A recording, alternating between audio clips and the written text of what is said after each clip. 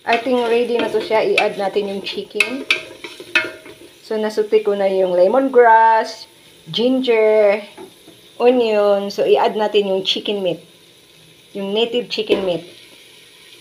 Ang laki nito guys. Grabe, mga 2 kilos.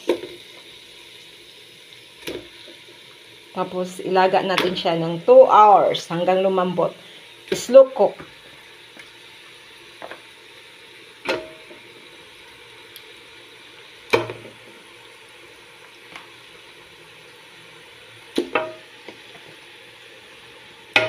Laki ng hita, parang turkey. Parang turkey siya eh.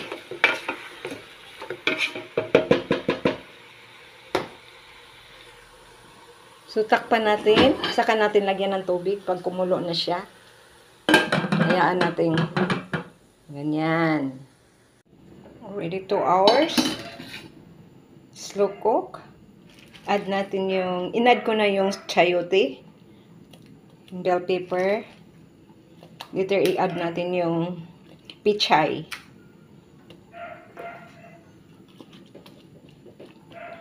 So, takpan natin. Kaya ilagay natin yung last, yung pichay. Luto na yung sayote. Ilagay natin yung pichay, yung hard part ng pichay.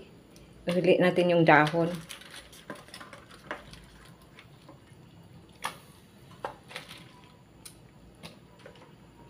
Tapos hayaan natin maluto. Kaunti. So, tingnan natin. Luto na to siya. May tinulang manok. Laoyang manok na Bisaya.